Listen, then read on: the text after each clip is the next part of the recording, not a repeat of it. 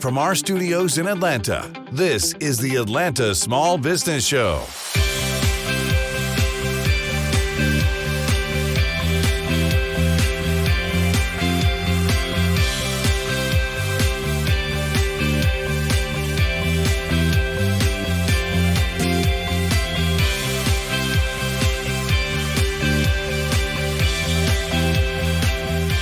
Hey everyone, I'm Jim Fitzpatrick. Thanks so much for tuning in to another edition of the Atlanta Small Business Show right here on myasbn.com. Up to 43% of all cyber attacks target small businesses. That's right, I said small businesses. So what precautions could you be taking now to prevent it? On today's show, we are pleased to welcome Burton Kelso, who's the owner and chief tech expert of Integral, to share his insights for tips and for keeping your businesses safe and secure. Thank you so much for joining us on the show, Burton. Very much appreciate it. This is a big issue out there, right? I think bigger than most small businesses realize.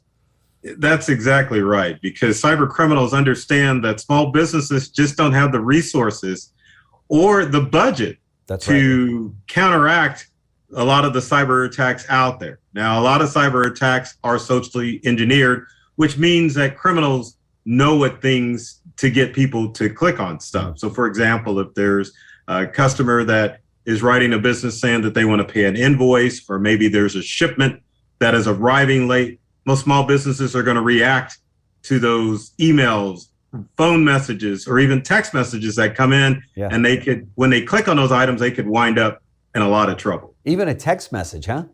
Oh yeah, definitely. Wow. Criminals are always looking at new ways to attack small businesses. So most businesses are using their cell phones, which I don't recommend, as their main business number. So it's very easy to text someone and get them to fall for a scam. Wow. So what makes, you mentioned a few things, but what makes small businesses attractive to targets? A lack of IT security would be one thing. Okay. The other thing, criminals know that they can put small businesses in a compromising situation because a lot of small businesses don't back up their data. Right. So attacks like ransomware put small businesses at the mercy of cyber criminals, meaning that they're apt to pay the ransom to get their precious data back, as opposed to just telling the cyber criminal to go away and then retrieving their information from backup. And then again, it boils down to IT infrastructure. Most small businesses don't have an IT infrastructure. It's probably their kid or the neighbor down the street that is taking care of all of the IT for that small business, and it puts them in a lot of trouble. That's right. And with so many companies now, or I should say individuals, entrepreneurs and small business owners doing, e-commerce, where they're, taking in credit card numbers and they're taking in addresses and shipping addresses and all of that unbelievable data that people are willing to share to get those products and services sent to them. Small businesses have a responsibility, right, to those to their customers to protect that. Otherwise, they are leaving themselves out there, right? That's right, because rule number one with small business is to make money. But the second rule number one is to make sure that you're protecting your customer data. Yeah. I mean, if you're not doing a good job of that, you might as well shut your doors, because you're not doing our country and you're not doing your customers any service. That's right. That's right. So what impact, short-term and long-term, do these breaches have on small businesses and their owners? Well, short-term would be a loss of confidence in the company. We can look at T-Mobile, even though they're a large tech company. There are a lot of people that have less confidence in T-Mobile after their large-scale data breach about 1.5 years ago. But it's estimated that a little bit more than half of small businesses go under after 6 months after a cyber attack, just because of the costs that are involved to recoup, also to loss of confidence in that small business brand will cause a lot of these businesses to close their doors. Sure. And man, that sure makes the news headlines, doesn't it? When something like that happens on a small business, all of a sudden the news loves stories like that. So they might have not reported about how great your service is or your product is or how long you've been in business, but they're going to report on that, aren't they? That's definitely right. And then don't forget, Jim, you got to remember about social media. That's right. If a data breach occurs, how many businesses are going to go to social media to say, hey, that's right, so-and-so's been breached, you'd probably better not do business with them. That's right. And it could also be promoted through your competition that hears about it, right? And then all of a sudden they're making, big waves out there to say, hey, XYZ over there, they didn't take care of your data and now it's been breached, but we won't do that over here at ABC, services, right? That's right. I mean, obviously your competition's always looking for your downfall, and what better way to take them out is to expose the fact that you've been part of a large-scale data breach. That's right. With the increase in cyber attacks, can you share a few reasons as to why there aren't more businesses increasing in their security? I mean, that it just seems to me to be, right up there with, you've picked a great attorney, you picked a great accountant, you picked a great marketing team to do your branding and such, and now you got one more chair at that table that needs to be somebody that's going to protect the data in that company, right? Yeah, us IT guys, we don't get a seat at the table, Jim. Right. Because it's the last thing that small businesses think of. Right. I think because of big box stores like Best Buy and Staples and a few others, most businesses assume that they should already know and be able to handle a lot of the technology instances that occur in their company, and that includes cybersecurity. So part of it is shame, thinking that, well, I should know this stuff, and I'm embarrassed to ask for help because I don't know this stuff. Yeah. And also, many of the tech items that are sold for security purposes are geared to DIYers. So, I mean, if you get a router at a store, you're thinking, well, I'm supposed to be able to set this up. Same thing with antivirus software or upgrades to your operating system for your phone or your computer. Mm-hmm. It's set up in a way that you're supposed to be able to do that. And you're an idiot if you have to go out to an IT company to have those services performed. Sure. But that's just not the case. You're actually very smart in doing that, right? It's just the reverse. Well, it is very smart, but I think also small businesses think that if I'm a large company, then I need to have an in-house IT person. Right.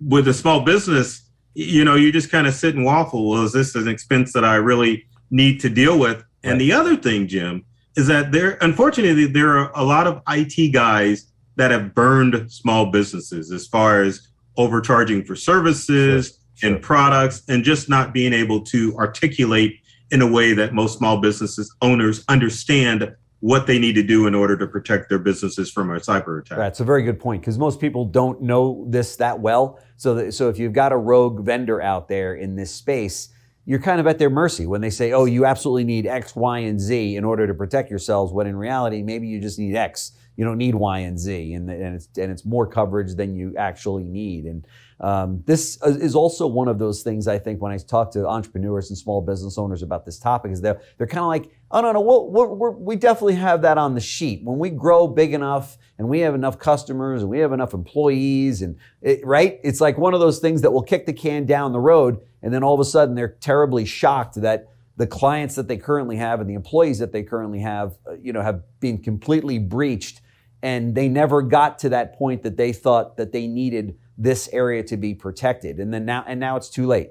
Now they're coming to, it's kind of one of those things, you must be one of those guys that is like, you can call me now or you can call me later, but eventually you're going to be calling me. Way easier if they call you sooner than later, right?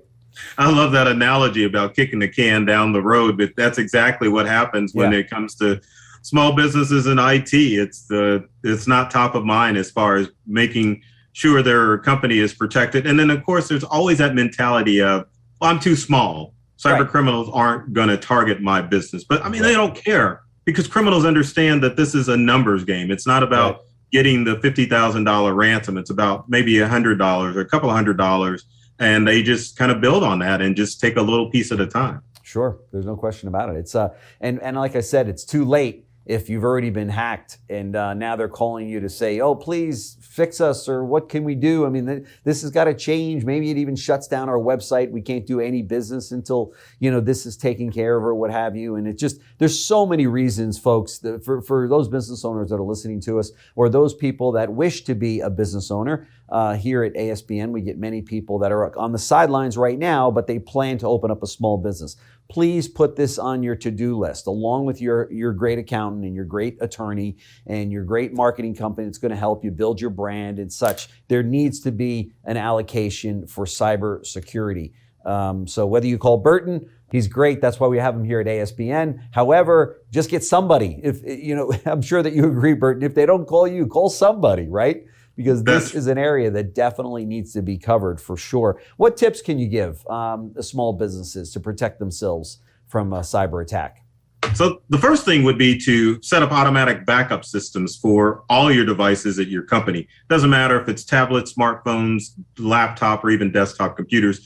You definitely need to enable automatic, and I'm going to add this in, cloud backups to your business infrastructure, because if you're doing physical backups with, like, say, an external hard drive, I'm going to grab one real quick just to show you. With one of these babies, chances are, if you're a mobile company, you're not going to plug this into your laptop to make sure that it's backing up. Right. And I've gone into many businesses where it's just sitting in a drawer somewhere and not doing any good. Right. So automatic cloud backups that are going to the cloud are one of the best ways to ensure that you never lose business data. Cloud backups go 24/7. As soon as you turn your devices on, they're automatically backing up to the cloud.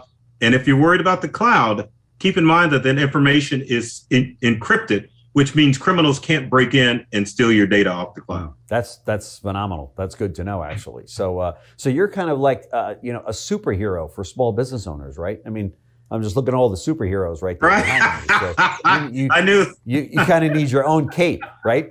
That's right. That's great. Well, another good tip I was going to bring up too is protect your social media accounts and your websites, because there are a lot of hacked and a lot of duplicated social media accounts, and with a lot of small businesses doing site builders and designing their own websites. If you're using weak passwords for both social media and your websites, it can definitely mean a criminal can break in and either trick your customers who visit your websites out of money, or they can get into your social media accounts and steal your credit card data as well. That's right. So you're telling me I should change my 0, 1, 2, 3, 4 right after this? Obviously. That's right. Well, Burton Kelso, owner and chief tech expert at Integral. Thank you so much for joining us on the show. We very much appreciate it. I know that our small business owners are going to get a lot out of this information that you're delivering here today. Get on this, folks. You don't want to make the call to Burton when it's too late. When the hacker has already hacked in, and that's not a good picture. And that's also something many small business owners cannot afford. Because if you're anything like I am, you're hand to mouth in those first few years, and you trying to make a go of your business. The last thing you need is a huge cost in fixing this situation, or having to pay some ransom somewhere to somebody that's hacked into your company. So don't let it happen to you. You have been forewarned here at our show. So thank you so much, Burton. Thank you again for joining us on the show. No problem, Jim. Thank you. Thanks. Thanks for joining us for another edition of the Atlanta Small Business Show.